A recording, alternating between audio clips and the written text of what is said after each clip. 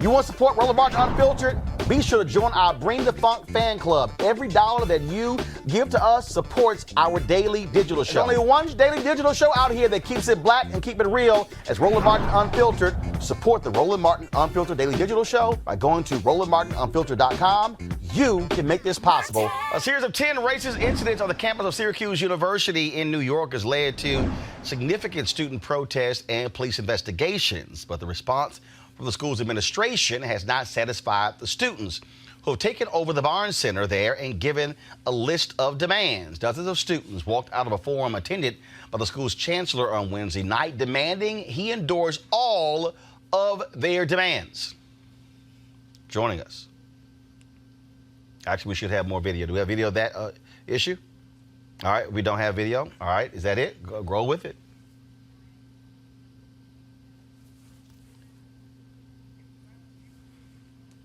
All right, so thought we had audio there, folks. Let's go. Joining us on the phone right now, one of the students who was a part of the student protest for her safety. We're not using her name or face. Also joining us is Syracuse student Savannah Fuller, who is supporting the protesters from the outside. Hi. So, Savannah, how are you? Well, how are you, Roland? Great. First and foremost, I want to start with you. In terms of these demands, what do the students want?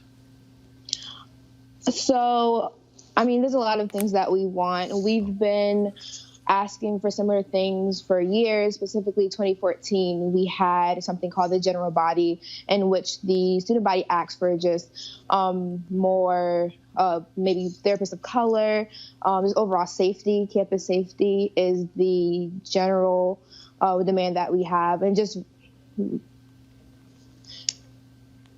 really we just want to feel safe on campus, I would say. There's been so many incidences like everyone's beginning to know about now. So that's really what we're asking for. And there's a long list of demands, but I would just say safety, accessibility, and just knowing that we do belong on campus and to be acknowledged by the general student body and administration. How long have these racial incidents been taking place?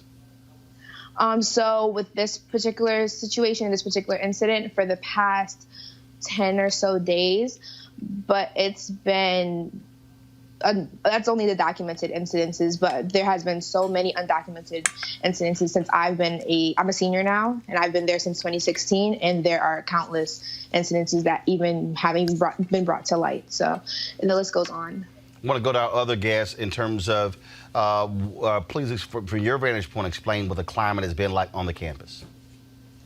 So right now, I will say... Savannah, hold 1 second, because I have another guest. Go right ahead. Yes, definitely.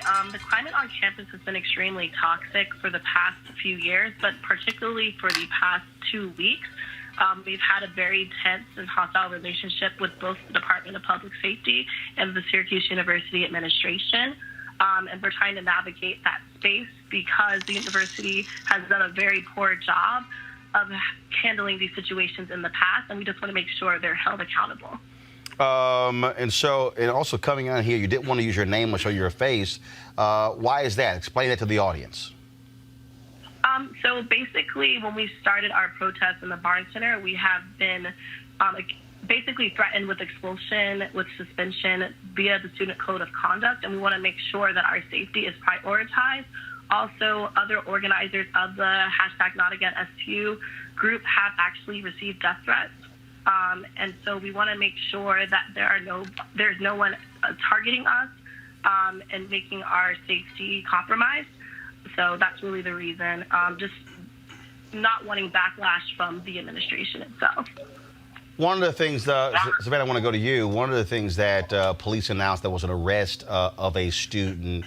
Has that made any difference? Has that quelled anything on the campus there as well, or do people still feel unsafe? I actually want to clear that up. The arrest go ahead. Student. I'm sorry, go ahead, say it again. Go ahead, start over, go ahead. Sorry. The arrest with the student with the graffiti was actually a student protester who did that did graffiti that was in agreement with the protest. They actually haven't arrested anybody in relation to the racist graffiti. So that Department of Public Safety email is absolutely false, that they arrested anyone in terms of the racist incident. So they actually haven't found anybody. So it's very interesting that they can find people that are in support of the movement, but those that have actually perpetuated these egregious acts of violence on campus have not been found. Savannah, go ahead. No, yeah, exactly. So I think speaking to the tone and the overall climate amongst the student body on campus, there is most definitely still anxiety and fear. But like was previously mentioned, it was very interesting to see how this narrative is being spun and told, given that this was a student protester and not someone who was involved in these hate crimes. So that doesn't really help us at all. But we're still, of course, hopeful that, well, not even hopeful, we just know that justice needs to be served in this manner. And so the administration, are they continually, are they meeting with y'all? Are they, what are they saying? What are they doing? And also we had the protest that took place at the University of Missouri where the football team stepped up and threatened to actually not play, standing in unison with the students. Has the Syracuse football team, any of the black players actually said they'll do something similar? In terms of communication with the administration, Chancellor Roland actually did not meet with us until after the walkout that happened. And when we did meet, we did not negotiate any terms with him. We actually told him, because you did not meet the deadline, we're still going to call for your resignation. And also the Chancellor had ample time to tell us about the legal setbacks of our demands prior to the deadline. We believe that it was basically a PR move because there was a lot of heat on under Chancellor Roland to sign the demands. And the only reason he wanted to negotiate at this point was to protect his position. So we don't feel like he is competent enough to handle these racial incidents. So we're still going to call for his resignation. In terms of the football players, there have been some that have voiced support. As you can see, the basketball players did wear the Not Again SU hashtag during their warm-ups against Cornell this past Wednesday. So we're really proud of our athletes for stepping up and showing support for us. But, of course, it's very difficult for them to do so due to the basically the backlash they can receive from their athletic department. But we also talk about a university where you have athletes called the Syracuse 8. It was actually 9 of them who did that very thing, who protested racism and discrimination at the school. They, of course, were indeed impacted. They, of course, were kicked off the football team.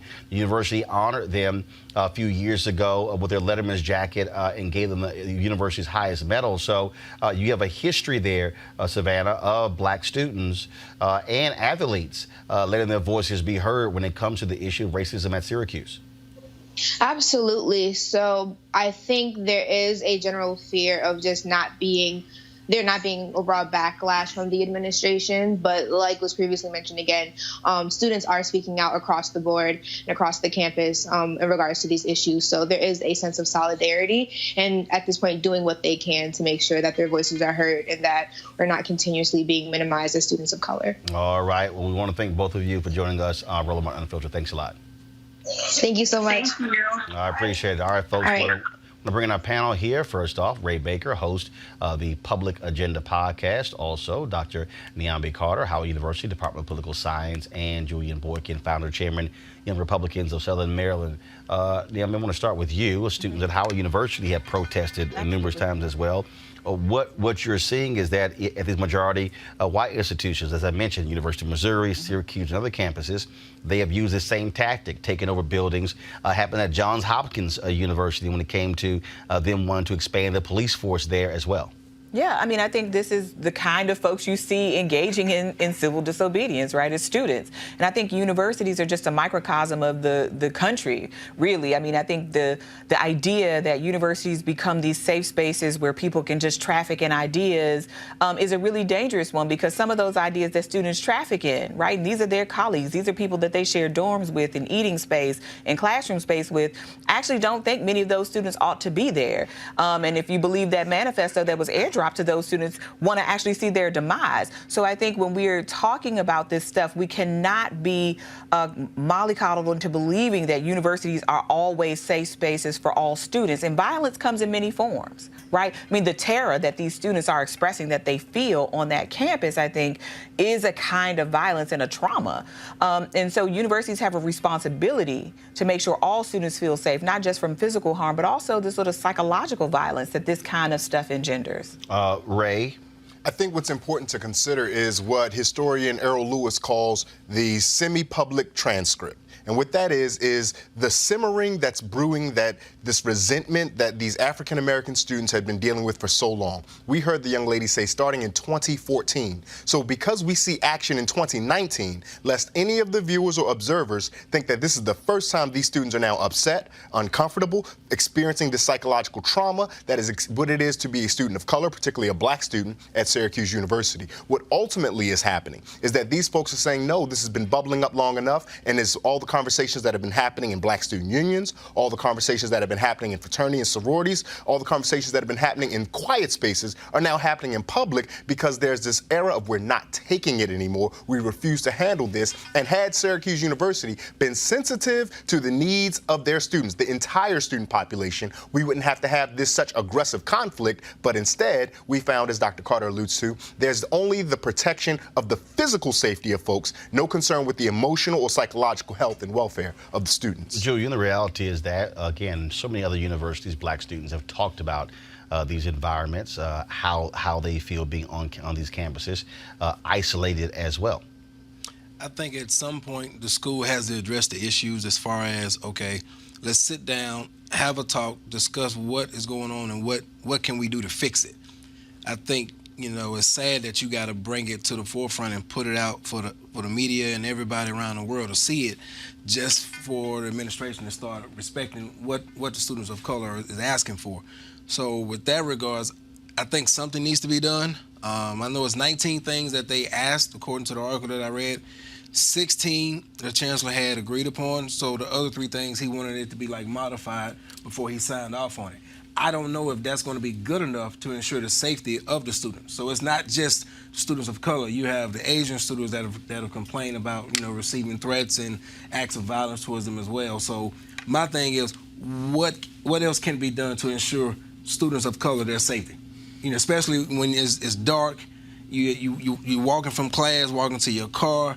You know, that's something to think about. But it's not just when you're in the dark and walking to class, right? I mean, most of these things happen in the pure daytime, right? True. But it's also, I mean, we saw this at IU Bloomington this week as well, right? Where you have a faculty member who's writing racist and sexist things on the online platform, right? But he's still employed. And again, the university is saying, I'm not going to force you to take classes with them, but this person has a right to the freedom of speech and to say what they want, and so they're protected by tenure and other things. And I think the same thing with students. Students are saying, don't just give this person a slap on the wrist. Somebody threatened our safety. They need to go. And it's not just a psychological evaluation. It's not just a temporary suspension from campus or removal from the dorms. They have to be gone. And I think this idea we have to protect everybody, even people who say vile, ugly things, is a really pernicious lie we have told ourselves at the university level about what it means to be an academic environment, because not all views actually are going to further our learning and further. I mean, we all can be made uncomfortable at the university, but that's different, right? Being pushed on my ideas is different than being made to feel like my presence is going to engender threats of violence and bodily harm, because we've seen students actually be hurt, whether it be something as extreme as shootings or the young woman who was terrorized by her roommate, right, who was doing things to her property and things like that. I mean, universities are just reluctant to ever really go after students who present these kind of dangers to fellow students. And I think that has to change. And I think the Syracuse students, along with students at all these other university campuses, are bringing that to the fore. All right, folks, back to our Roland Mark Unfiltered video in just one moment. All right, folks, as the marijuana momentum continues, our friends at marijuanastock.org have already reached more than half of their funding goal for the hemp CBD investment. That's right. If you want to take advantage of the great opportunity, you better do it real quick, because it won't last much longer. If you don't know, I'm talking about the hemp plant, the good cousin to marijuana with a much higher concentration of CBD. That means hemp gives you all the medical benefits of marijuana without getting you high. Also, if you don't know, hemp farming is now legal in the United States, creating one of the largest commodities worldwide. Now, folks, it's an opportunity for you to invest, and that's where 420 Real Estate comes in. The business model is simple. They buy land that supports hemp CBD grow operations and lease it to licensed high-paying tenants. That's right, they are hemp CBD landlords, and you can get in on the action. As hemp continues to change the economic landscape, 420 Real Estate is allowing you to chase the American dream. Now, the best part is you can invest in this crowdfunding campaign for as little as $200. That's right, $200 up to 10 grand. To invest, go to marijuanastock.org. That's marijuanastock.org. Get in the game, folks, and get in the game now. Back to your Roland Martin Unfiltered Fit.